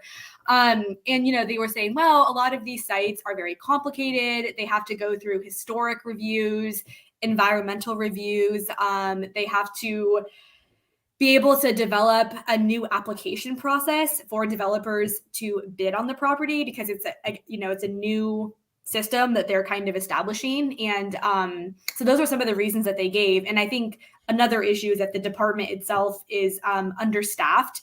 The auditor said that if they were able to have added at least one more person to kind of work on this, they would have been able to make all the properties available in 5 years, not 7. So, it's I think those are the main challenges facing it. It just seems like I would love for someone to just start at the very beginning and really see, like, are they making one phone call a day? Are they filling out one line of the application a day? I think the rational person thinks that there's a lot of waste and a lot of wasted time and a lot of excuses. And is there any, and I don't know the answer to this, is there oversight on these departments that handle these sorts of things to make sure they're not dragging their feet because they actually don't want to make the land available? That's interesting. I mean, I think the closest thing that we really have to that is honestly the state auditor, which was the entity that found, that they had been moving really slowly and made recommendations of, you need to speed things up. I would say probably the other check is like, hopefully journalism, I think, to be fair, I do think they are trying, but it is just always a slow process. I mean, for example, even when I was trying to get clarity from the department on some of their own data, it took a very long time to arrive at the result of, oh, we've only made 3 to 4 more properties available, was like a days long process to get to that number. And, you know, I was referencing the data that they have publicly and then asking them to just make sure that it was accurate, and they weren't really giving me straight answers. And it's one of those things where I'm like, if this is taking that long for you to know how many properties you've actually made available, oh God, that's not very good. It's not. I wonder if there could be some type of liability issue. Like, does the state not want to part with these properties because whatever happens on them, there could be some type of liability? The state could be held responsible if something goes wrong? That's interesting. I mean, I do know. So I think in a lot of these cases, I find it unlikely that the state will actually sell its actual property. What it usually does, from what I understand, is it will actually lease that land to a developer, and then the developer will actually lease it to, you know, the apartment tenants, for example. Yeah. But as to whether there is liability for things that happen, I mean, I just think there's a whole host of things. And I also don't believe that they want to get rid of the land too quickly, because there is always that possibility, even if it is slim, that let's say the workers come back at 100% capacity, and then they're going to be like, oh wait, we actually don't have any office spaces left. But it's just, the thing is, it's confusing because they're also building downtown about 2.4 million square feet of office space, new office space. Why? And the state is expected to occupy almost all of that office space, which who knows if they're even going to move into it. But if they do, the point is that they're going to leave behind even more empty buildings. And I really do not get the sense that they have a clear plan about what they're doing. And I also don't even know if at this point it actually makes sense for them to continue to move into that new office space, because you're not filling your current offices. Yeah. And so it has an impact on nearby businesses. I used to live in Sacramento, you know, I mean, the state capitol, all of the businesses around there, you know, K Street and all that, you need to have foot traffic. You need to have people actually there, or they'll just shut down. So, include that a little bit. Talk a little bit about, you know, the empty spacing and empty office spacing, because you also have an article comparing San Francisco, which is going through these struggles, and Sacramento, which I would argue, while still in California, are vastly different in their makeup and the types of businesses that are there. They totally are. I think the one thing that they have in common is that both of them are very basically like company towns, right? Mm-hmm. So San Francisco is dominated by tech. You know, they had all those offices in San Francisco. When the economy started going downward, tech companies started laying off all their workers. All of a sudden, downtown San Francisco is, you know, empty. Sacramento, the dominant industry is state government. And so in a weird way, it's more stable than tech, because the government is kind of always going to be there. Like, of course, they may get bigger and smaller over time, but it's not going to move to LA or to Texas, you know, the same way that the tech company might do. So it's more stable, but at the same time, many of those workers are working from home. About 40% of them are working from home. And so when you have only 60% coming into the office, and they're not even coming in every day, many of them are coming in just 2 or 3 times a day, you're having a situation where all of these little cafes and lunch spots and dry cleaning places and, you know, retail places that relied on those workers every day coming into the office, getting coffee, getting lunch, they're struggling to stay afloat. And, you know, there are parts of downtown, especially on the weekends, on Friday nights, where it's a lot more vibrant because, you know, people are just choosing to be out and about. But during the work week, if I go out and I'm just, you know, walking through downtown, it's so empty. And it's just a sign that those companies are really struggling to hold on. And every like downtown business that I talked to and folks representing them, the mayor, they were all very clear that for Sacramento to recover at any capacity, the state is going to have to play an outsized role. It just has to, because of the preponderance of real estate that it owns and the people that it's actually employing. Exactly. I will add that right now, state workers are in the middle of negotiating contracts with the Newsom administration, and part of that will include a telework policy. I was talking to some union leaders, and they made it seem like they do want to have some flexibility to work from home, because for many members, I mean, that's kind of, they've adapted to that. They prefer that. Yeah. It's easier, it's cheaper. So, you know, we have to assume that the workers are not going to come back. And so that's why I think, you know, my article is kind of calling on the state to, yes, you don't know what the future holds, but you can't hold on. You can't keep holding on to these properties for so long. I mean, it's very clear that things are not going to return at 100%, and you need to adapt for the future. And the longer you wait, the harder it's going to be for downtown to recover. Absolutely. Now, we had somebody ask, and your editorial board actually was addressing this, you know, what does Governor Newsom say about all of this? And I love the headline. It says, California needs you at home, Governor Newsom. What's behind this message to Newsom? You guys just don't think that he's doing enough, or kind of MIA? Because he has been making his face seen, just maybe not here. Yes, it's kind of all of the above. So that editorial was really in response to the fact that Governor Newsom spent more than half of the month of April outside of California. He was first gallivanting around the Deep South to promote his PAC and, you know, the Campaign for Democracy, he calls it. And then he was on a vacation in the Caribbean.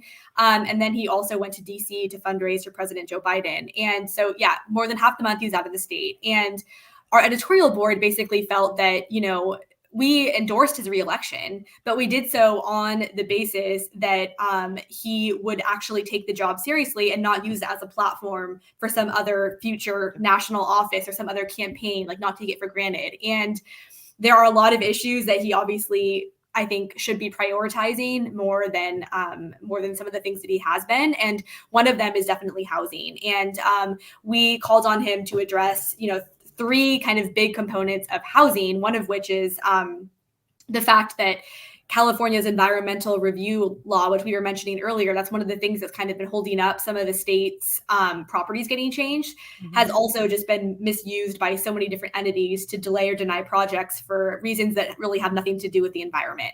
And that's CEQA, right? That's when people hear that CEQA, that's what you're talking about. CEQA, yes, the California Environmental Quality Act. That's like the 4-letter acronym that everyone in the Capitol is like, oh my God, CEQA, you know? And the thing that's frustrating about CEQA is the governor continues to say that he wants to reform CEQA drastically. He literally just said it in an interview like 2 days ago. But his administration has not put forth any sort of policy to actually reform CEQA that comprehensively. There have been like little changes here and there, but typically for individual projects, but nothing that would kind of systematically overhaul the entire thing and just make it easier for projects to move forward. So that's one thing we wanted him to do. We also wanted him to come out in support of several key bills that are really going to help California address the housing crisis and the housing affordability crisis. And one of them is a bill that would essentially make permanent a law that's about to expire that streamlines the permitting and approval process in cities that are not meeting their state mandated housing production goals. So essentially, if you're not building fast enough, you're not approving projects fast enough, the state says, okay, well, too bad. Like you're going to have to speed up that process now because you're just not keeping pace. So that law is going to expire if lawmakers don't extend it. And so we're basically calling on the governor to step in and signal his support, because typically when the governor does that, the bills have a much better chance of succeeding. And so we're really wanting him to use the power of his office for good in this case. And then the third thing we wanted him to do was to basically direct his housing department to more aggressively and more evenly enforce state housing law. And this has been a really big point of contention because local governments right now actually they were supposed to long ago have submitted plans outlining how they're going to accommodate 2.5 million homes in the next 8 years as part of the governor's building plan. As I said, this deadline passed a long time ago, but more than 50% of local governments still haven't even submitted a plan that's been approved. So they have no plan. And the governor's administration has sued 2 cities for, violating state housing law. But it's kind of like, why are you only suing 2 when there's, literally more than 200 that are not complying?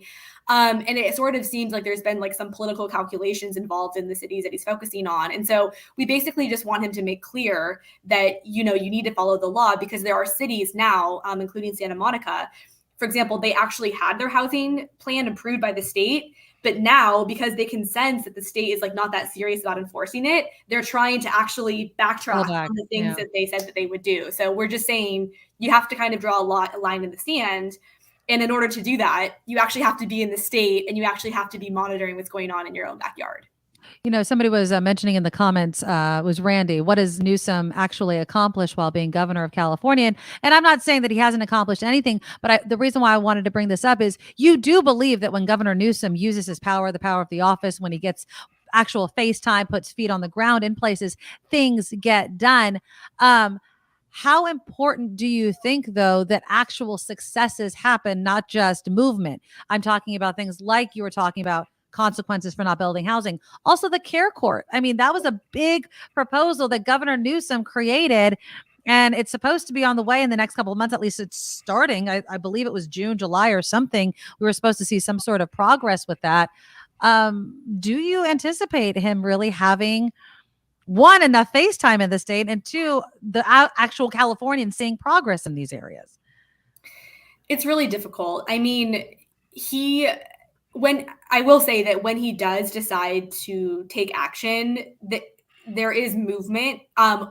Whether that translates into effective policy is maybe a different question, but it does result in a policy being on the books, if that makes sense. And for example, last year, the governor randomly decided that he wanted to introduce, right before the end of the legislative session, he wanted to introduce a package of climate bills that were very ambitious and very aggressive, including banning new oil wells near homes and schools and extending the lifespan of Diablo Canyon, which is the last nuclear power plant in California. Both concepts have been debated before in California, very controversial, never actually passed out. The governor says, I want to do this, I'm going to do this, and the bills passed. The bills passed, even though they were not really debated. They were introduced right before the deadline. And he then later bragged about it and talked about his power to jam his own Democratic legislature. And so I guess our argument is, if you believe that you have this power and there are things that you say that you want to do, you should probably do them rather than just saying that you need to do them. And care courts is another good example. You know, that was a policy priority that he had. It went through the legislature. It cleared it very easily, even though it was controversial. So it is a policy. It is a law that is on the books. So I guess in one way you could consider that a success, but I think obviously the devil's in the details. And I believe it's not until October that some of the counties are going to have to start actually implementing this. And then the rest of them are going to have to do it by 2025. So it's going to take time to see. And I think generally speaking with the governor, you know, I commend him for his ambition and his ideas, because I think he does have a lot of good ideas. And I think generally speaking, his heart is in the right place when he goes about them. For example, he just expanded TK, or transitional kindergarten, preschool, essentially free preschool for all 4-year-olds. And they're starting to roll that out. But there was just a big report in the LA Times showing how, you know, there's so much staffing shortages and, you know, schools don't have enough space. They don't have enough teachers.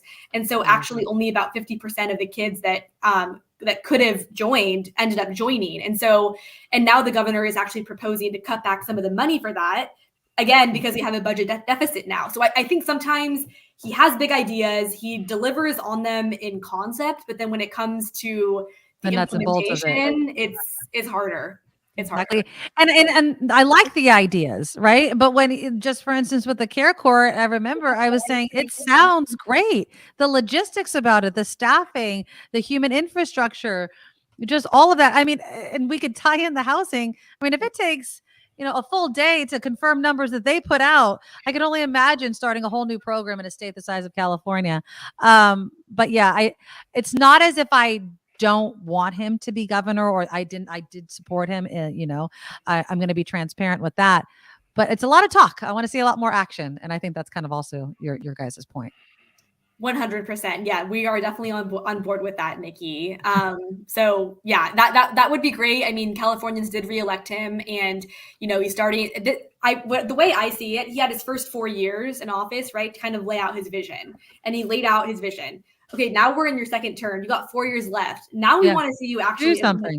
Yep. So this will be a big test for him for sure.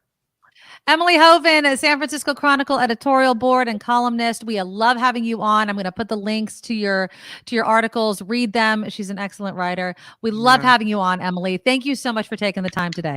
Of course. Thank you both so much. Thanks, Nikki and Kim. All right. We'll talk to you next time. Bye-bye. Yeah, it's frustrating because and I see your guys' comments, and I see, and again, I had mentioned yesterday trying to get Loretta Lynch back on to talk about PG&E, and I think the criticisms surrounding PG&E and Governor Newsom, and I'd even say Governor Brown, are totally valid, 100%. But Loretta Lynch, we might be able to get her on next week. She's trying to work it out in her schedule. But look, Larry Elder wasn't going to solve the problems of California. So, you can say what you want. I do agree with Emily. I do think Governor Newsom's heart is in the right place. Heart only gets you so far. Great ideas only get you so far. You have to be able to implement it within the bureaucracy that lives in California. And if you don't, then it's just a dream. I mean, I could just stand on the street corner and make promises till I'm blue in the face. But if I do not have a plan that can be implemented in a highly reasonable amount of time, then you're just spewing nonsense. And it doesn't make a difference. And that's really the problem that I see here. Yeah. Randy, you could have a great Republican candidate for governor in California, whoever that may be, and he or she would still have no chance of being elected. And I'm just going to go off on a little tangent and then we'll get to headlines. This is the problem that I find with Republican candidates for governor. Okay. I have no problem with somebody being fiscally conservative as long as, but I don't support socially conservative values. I don't. Personally, that is my opinion. You do not have to agree. But when you try to go after a woman's right to choose, reproductive freedom, gender equality, those sorts of issues, I can't support you with that. I can't put, but they'll really tighten the books ahead of you want control over women's bodies. It's not an equal debate for me. I would say that even gets me to the polls. That's what motivates exactly. me. Yeah. But if you want a good Republican that has more conservative ideas fiscally, then they also need to be, in my opinion, as a voter, a California voter, they need to be more socially liberal, if that makes sense. That's the sweet spot for Republicans. But I'm not going to even entertain the idea of a Republican candidate that won't protect my reproductive freedoms. You'd make me a slave. I would not want that. The one place where I should have independence within my own body to be able to choose who I am, who I love, my gender, whether or not I want to be pregnant. Those are fundamental rights. And if you disagree with that, sorry, you're off my list. So if Randy and others, if you want to see the possibility of having a Republican governor in the state of California, they fundamentally cannot be or toe that line, that conservative line. It won't work in California. It just won't. And if that's a deal breaker for any Republican, then that's what it is. But we are not a state that takes away people's individual rights like that. It's just not going to happen. Absolutely not. And yes, Amy, Arnold was a Republican, but he was a celebrity Republican, in my opinion. Arnold Schwarzenegger, if you guys remember, was the leader on the whole solar initiative, right? Yeah. All those solar panels that you see on your house, that happened under Arnold. So he was like the greenest Republican. And I mean green as an environmental. He was like an environmental Republican in that sense. Believe me, because that's when I was a reporter. I covered Arnold's governorship when I was a reporter up in Sacramento. And so I got a very close look at how he wanted to run the state of California. So I would not consider him in the same type of Republican as other ones. Okay, let's do a couple headlines. We'll talk more about this. I'll read more of your comments right here on the Nikki Medoro Show. Now, from around the world to up your street, the Nikki Medoro Show presents News Czar Kim McAllister. And let's get right to it. We will start with these explosives found in the South Bay. This is a man that's in custody after a destructive device-making facility was found. It happened during a burglary investigation this week. San Jose police responding to a report of a commercial burglary on Old Bayshore Highway early Monday morning. Law enforcement officials said the explosives found were far more powerful than fireworks and were enough on hand to level an entire building. San Jose resident Adam Miraso was arrested at his residence later that day. It's a lot of explosives. Big news, Elon Musk announcing there's a new CEO for Twitter. Yeah, he's hired a new CEO, but he's not identifying the person by name and says it will be confirmed. The new CEO will be a woman, is what he says. The CEO will start in about Ooh. 6 weeks, but again, he's not naming who the woman is. I wonder if only it's the that woman that was sleeping on a sleeping bag. Remember there was that one woman? No, she got fired. Oh, did she end up getting? She's out. Her dedication to See her what- company see what it gets you, is not Kim? enough. See what it and gets you? her work ethic did not save her. The Oh, floor Lord. sleeping was a no-go, and she's out. Whatever, I swear. Okay. Uh-huh. Yeah, I don't know who it'll be. So, a new CEO for Twitter, a woman, and starting in 6 weeks. That's all he'll say right now. All right. So, there we go. American employees are apparently more satisfied in their jobs than ever. I am. Are you? I don't know. According to a survey by the Conference Board, more than 62% of respondents said they're overall satisfied with their jobs. A Oh. 2.1 percentage point increase over last year's survey. So more people are happy at the old workplace. It's the highest ever since the survey started in 1987. Wow. All right, you guys let me know in Yeah. the comments as Kim continues her news. Are you satisfied with your job? Why, if you are, and if you're not, why do you stay? Besides the paycheck. I understand the paycheck, but is it just that? Because if it's the highest job satisfaction since the 80s, I wonder if it's because people can work at home more or something like that. Like I didn't really like my job, but then they let me work from home, and now all of a sudden I love it. And now I'm kind of pretty happy with that old job, right? Exactly. Okay. So you guys let me know. Do you fall into this? What was the percentage of people that were satisfied? It was, let's see. I was trying to add another picture in there. It Oh, sorry. was 62%. More than 62% of respondents say they are overall satisfied with their jobs. There we go. And All right. yeah, that's an increase of about 2%. So a lot of people are like, yes, please. I'll go ahead and keep this job for longer. I'm not so sorry here. I mean, for me, I love it. I get to work with friends. I'm having a great time. But I mean, there's a lot of people that have a daily grind that is an 8-hour long slog through. But I guess for whatever reason, people are happier with it. So that's good. Let's talk about fish. Why don't we? See if I can get the picture of the fish up. Let's Remember talk those about fish. guys? Why don't we? There we Let's talk go. about fish, baby. Remember those guys who were caught putting weights in their fish at a Yes. fishing tournament? I remember Yeah. that. So it's two men who pleaded guilty to cheating in a fishing tournament are being sentenced to 10 days in jail. That's what Oh, you get come for on. being a Really? cheater. Yeah. Wow. Jacob Runyon and Chase Kaminsky were each indicted on felony charges for cheating in a walleye tournament on Lake Erie. They pled guilty to cheating and attempted grand theft after they were found using weights to win the contest or the tournament in September. 10 days in jail for each. Wow. I said, does that surprise you? I mean, like some people just can't even spend a day in prison apparently, but these guys for putting weights in fish get jail time. I don't know. Our judicial system sentencing structure is weird in my opinion, but okay. Weird to me too. Okay, so have you seen this? Is kind of cool looking. It is Google's new folding phone. Yeah. I don't know how I feel about it. it. Up wide and it's like a little mini TV. A lot of people watching movies on their phones recently, and so maybe it's kind of a cool deal. The tech giant announcing the Pixel Fold, its first folding phone. The company starts taking pre-orders Wednesday. The $1,799 phone will begin shipping in June. Google says it is the thinnest foldable phone on the market. It has a 7.6-inch display when it's opened up flat. The Pixel Fold will offer a feature called Split View, which will allow multiple apps to be open at the same time on your foldy phone. So like that. Can that be the official name of it? The foldy phone. It's the foldy phone. Yeah. Did you say $1,700? $1,799. So we'll just call that. $1,800. Yeah. $1,800. Mm-hmm.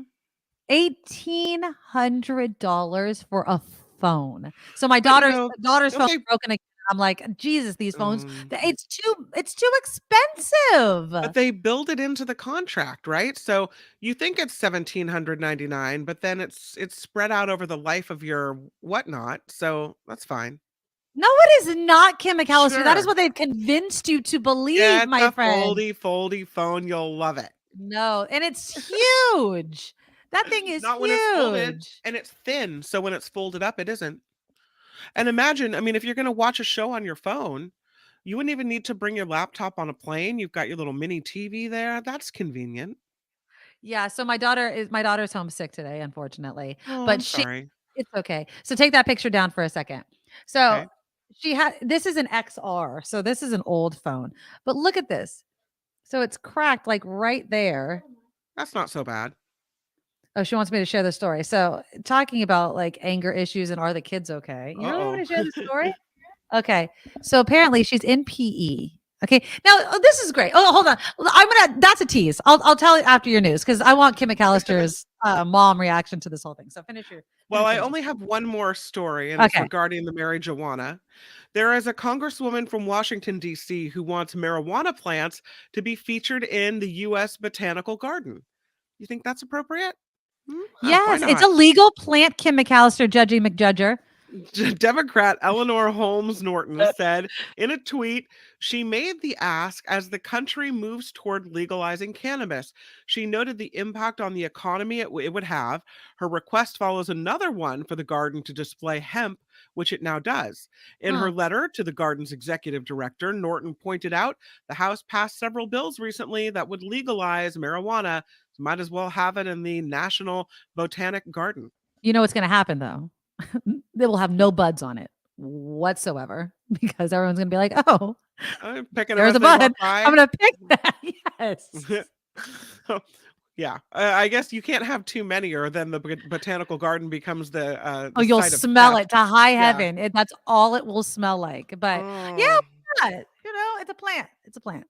I'm for it. This show is crowdfunded. If you feel so inclined, you can find our Patreon and PayPal links at theNikkiMedoroShow.com. And we thank you for anything you do for us there. And thank you just for being here as well. The NikkiMedoroShow.com is where to find the links. And of course, the Super Chat is live here on YouTube. I'm Kim McAllister on The Nikki Medoro Show. Perfect. Okay. Well, hold on. Should I do the story first of the phone? Yeah, let's do the story first. Okay. And then I'll read some of your comments about whether or not you guys are happy at work. So my daughter comes home the other day and has this smashed phone. Okay, there it is. It's like So it's really just a little smash right at the top, right? That's a lot. But you damage. can still like put your No. finger on the rest of the So, phone. It's just that little spot at the top. Well, no, but then it like bleeds down. Oh, okay. You know what I'm saying? So like Yeah, she can't like, so she'll swipe and then the whole phone has a mind of its own. It's busted. It needs to be fixed. So she comes home. I come home actually from work. And she's like, my phone's broken. And we had just got the screen fixed because it got this white screen of death. And I'm like, well, that sucks for you because we're not fixing your phone right now. And she tells me this story. You tell me, I don't feel like there's anything I can't do. So if you guys have any ideas, here we go. This is the story I am told. She is in PE. Her phone is in her backpack in a locker. When she comes out of PE, her phone is smashed. Somebody went into the locker room, and I mean, it looks like somebody took it and just smashed it right on the thing. And everybody in her PE class is obviously at class, so nobody that she knows is doing it. Now, she goes to the PE teacher, they tell everybody, but it's a locker room. There's no video. You can't have any videos. Now they have inklings of who maybe this has an issue with my daughter. Okay. Do you want to share the story? Does she have enemies? I'm not going to. Well, that's what I asked her. I said, there's always girl drama in 8th grade. There's always right? girl drama. So I asked her, I'm like, well, is there anything? Are you having a disagreement with anyone? But here's the thing, Kim. Even if you were, it kind of goes back to the Costco thing. We're going to be this violent about it? Like, that is a crime. You have taken somebody's property. You've damaged, and this isn't cheap, right? I mean, it's a phone. Yeah. It's like taking somebody's computer and smashing it. And so what would you do? You can't blame anybody. There's no video. I can't accuse anybody. And so we're just asked out, I guess. I wonder if it was not a like a mean girl kind of situation, but maybe someone was trying to steal and her phone fell out and dropped. So Kim Marley. thinks, oh, here, I wear earbuds now so you can listen. So I was saying, Marley, that I think maybe instead of it being like someone who's out to get you or like a mean girl thing, that maybe it was just simply someone trying to steal stuff and going through backpacks and property in but the locker. smash it as hard as it Well, was? maybe it fell out. Oh, they put it back in her bag. Yeah, but maybe it fell out and it hit the floor, cracked, and they shoved it back in. It seems really like No, dense. but it was in my bag. Like they had Because to unzip. if someone was they had to unzip it. They But had maybe to they unzip unzipped it to steal stuff. But I'm saying if someone was really out to get you and hurt your phone, wouldn't they have not? It would have been more than one dent. If they were really angry at you, it would have been more like a wham, wham, wham. Well, that's like, what it looks right? like, Kim. I don't know if Does you're it? really grasping how intense that break is. Yeah, Okay, but that's she's only going to turn it one on real break. quick. It's Hold on, only turn- one. Like it should be more. Like the whole thing should be obliterated. Okay, so like that's what it looks like. Oh, See? So Yeah. she can't really use it very much. And it sucks because I can't afford a new phone. yeah. But again, this whole Mean Girls, yeah, there's drama all the time, Yeah. but it just seems really Mm. yeah. So see, like it's just destroyed. It's Well, totally you can destroyed. get a new screen. A new screen is like I know $150, which I Yeah, just yeah, paid last yeah. month. Okay, you're done. Go rest. She knew I was talking about it. I'm That's why. sorry about your phone, Marl. We're sorry about your phone, baby. But yeah, it sucks because I told my daughter, whoever you think it might be, stay away from them. Because obviously, and I'm not being dramatic when I say this, anybody who you're having a disagreement with, doesn't like you, whatever, goes this far to steal from you, which is basically what they did when they went in her bag, take a phone, an expensive item, and basically destroy it. Yeah. Is off their rocker. They have impulse issues, they have anger issues, and you could just stay the hell away from them. So that was my only advice that I could give her because I can't just go around accusing children, right, of stealing something when I have no proof. So I can't go to the principal. And what are they going to do? Time for the foldy. Is her contract up? Oh, dude, this was like a hand-me-down phone. Okay. Yeah, so there's no, she is on my Verizon wireless plan, so Mhm. I'm sure I could probably go. Yeah, get her a new phone. You know that I like to I pay know things you out. don't, but sometimes you must. I like to pay things But out front. The problem then becomes, though, how do we guarantee this won't happen again? Exactly. I'm going to buy her a new phone, and then all of a sudden it gets taken away from her bag. Mm-hmm. So I part of me wants to tell her, I don't know, maybe I can get her one of those Yonder bags or something where only she has the capability of it. I don't know. Is there an app where if someone picks up your phone, it takes a picture of them? Because that would be cool. Right? That would be really cool. I've heard of stuff like that, right? Yeah. So you pick up the phone and it instantly takes a picture of whoever opens the phone. So and then you can have like the lift to wake or the right, lift up the phone and it's awake. Anybody in the comments? Or You guys maybe are all she smart. should only keep her phone, her new phone that she may get, in her locked locker. Is your lockers locked? Which would make sense since they're lockers, but Yeah. they're not allowed to have lockers. We're not allowed to put anything except for our PE clothes and locker because we're not allowed to have our phones at school. So that's why they have to be in your backpacks at all times. And also, if you get caught with your phone on or even in your hand, in your pocket, in the locker room. So why bring your phone to school then? Yeah. Because I pay for Starbucks after with my phone. She begs her mother for money for Starbucks from her phone. Okay, you're done. This You're all done. is coming together. This all makes Well, perfect what sense. I'm saying is if we're gonna spend money on a phone and you actually can't even have it at school, then keep it at home. Next year. Oh, because she's going to high school next year. So Oh, it's a big to do. Then she'll have a locker that locks.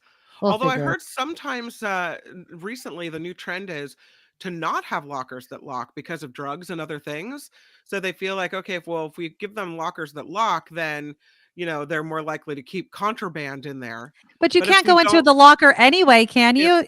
If the If it's lockers locked or don't not lock, locked? you can put stuff in there if you want to, but it's not locking, so don't leave anything good and it's good inside. Yeah, I don't know, but definitely going to get her a better cover. I'm seeing your guys' comments. It just sucks because, obviously you don't want anything to happen to your kid, but it's also expensive. Now, Amy is saying like $30 at Best Buy to replace the screen. I thought that it was more than that. I thought it was more But than that too.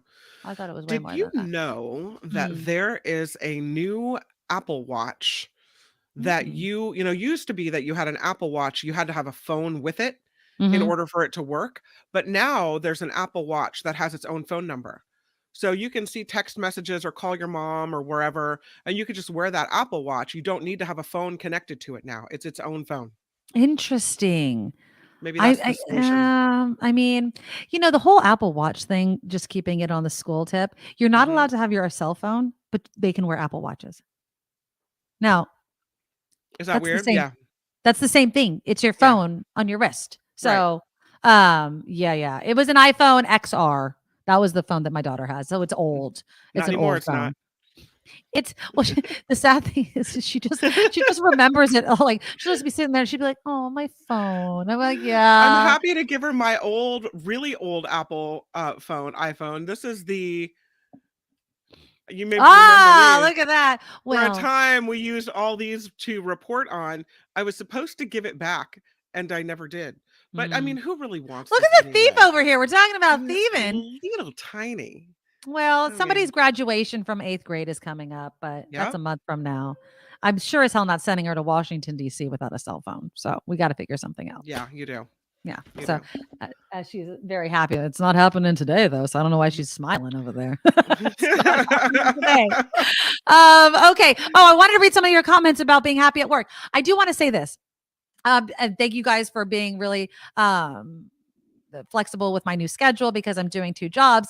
And I was thinking to myself when you were reading that, am I happy now? Right? Because I've been Mhm. working from home. I love working from home. Love it. The What do best. I like about going into San Francisco? I like being in a traditional studio again. I really do love that. An engineer where when there's something that goes wrong, somebody with a much better level of expertise. Like your microphone yesterday, there's actually someone you can like, hey, broken. Although, Yeah. again, most of these things, it's just restart it, which is what I did, and it fixed it.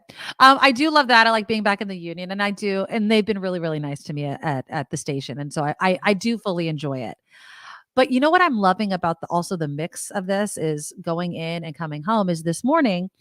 It's one of those days where you're lagging. Like I woke up 10 minutes a little later than I normally do. And then we had a hiccup because my daughter was sick. So that kind of delayed me.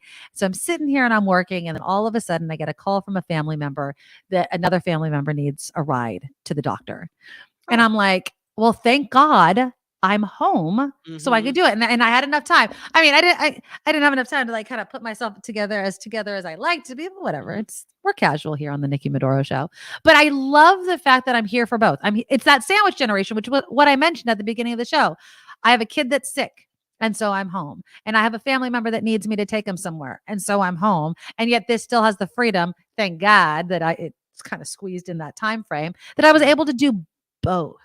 And I think that that's all what people are looking for when they think about whether or not they like their job. How much does my job, my career, what I do for a living fit into my actual life? Right. Because I tell myself that all the time. I am not my job. I am not my career. It is just something I do while I live my life. And there's so much more to it than that. And I read this online the other day. I forget what it was. I forget who said it. But they're like, the only people that will remember that you worked late are your kids. Your boss, everyone else is going to forget all of that crap, right? The next week, the next month, they're not going to really remember, right? Your kids will always remember 20 years from now. If you were never home for dinner or if you missed something, you know who's going to remember that you made that sacrifice? Your kids, not your boss. No. So that's what, for me, that's what I like about this whole entire thing. Some of you are retired, so of course you love it. I love that. I love those answers. But yeah, I think working from home and having that quote unquote work-life balance is the most important thing.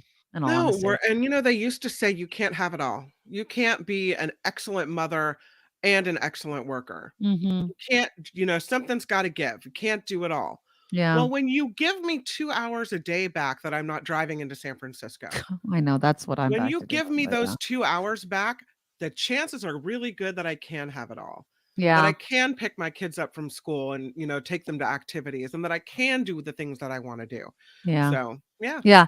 And it definitely is an adjustment going to San Francisco 2 or 3 days a week. And it's interesting. Some old colleagues that I used to work with, and they're like, how many times are you going to be here? I'm like, I am. And I don't know how many times I have said I am part-time. Like, I do not want to drive into San Francisco 5 days a week. I like the balance. It lets me do this show, and it lets me be here. Like the other night, going to my son's band practice. I didn't have to take a vacation day. Of course, I didn't work that day either in San Francisco, but it just gives me more control over what I can and can't do. And I don't feel guilty saying no because I'm part-time. I go, nope, sorry. I have something that day. And See, it's good. when I was part-time, I always felt like it was my obligation to be a fill-in. So I would always say, like, my whole job is filling in. So I always felt horrible saying no. Let's see, Like that's the difference between me and Kim. Yeah. It's like, no, I'm part-time and I don't get all the benefits of being full-time. Right. So I don't get, you get sick, and those sorts of things that legally you have to get. But no, I don't get the pay. And that is the negative of not working whatever shift. But no, going back to what I said, I will never feel guilty about saying putting no. work first. Yeah. Because I can't. And believe me, they have plenty of part-timers. I wouldn't be the only one. If I was the only one at Station X, there was only a handful. There's only a handful of people they can choose from. If I don't work, Nikki doesn't get the day off. So I guess I'm saying yes. Well, they do it all by themselves, which would happen. Natalie says, I'm satisfied. I've been with the same firm for 21 years. Wow. We're a small group with a high level of trust and respect. And that's all you could want. That's cool. Yeah. Liking the people you work with is really, really important. And, that's good, Natalie. I adore Kim, and I like the people in San Francisco. I'm not there enough to not like them. So that seems to be working out, but maybe not all of them, maybe some of them. Yeah, well, but again, not there that long to make it matter, if that makes sense. That's so funny. It doesn't really matter, but yeah, I'm liking everyone so far. All right, before we go, please, you guys, click the thumbs up button. It helps support this show, even if you watch it on replay or after. Just make sure it's the habit that you do right when you're starting out. Again, thank you to Wes for the $5 super sticker, Deidre with the $20 super sticker. You guys can donate to the super chat even during the replay. It helps us out so very much. But the best way to support, as I always say, is to become a monthly Patreon subscriber, theNikkiMedoroShow.com, right there on your screen. You can donate any amount, any monthly amount, and we really do appreciate it. I hope you guys are great. Tomorrow's Friday. Did I say that I was going to make the Entenmann's thing? Yeah. We'll see how my day goes. We'll see how my day goes. It could be this promise. I'll have to find out and see if there's a national day tomorrow as well. I like to do those as well. I'll Google it. If you have any ideas, though, you know where to reach me, theNikkiMedoroShow@gmail.com. Love you guys. Bye. Nikki, you're all so awesome. Miss Brown, like a beautiful person. You're also the best. I really can't rest. You're all so awesome. Wow. Okay.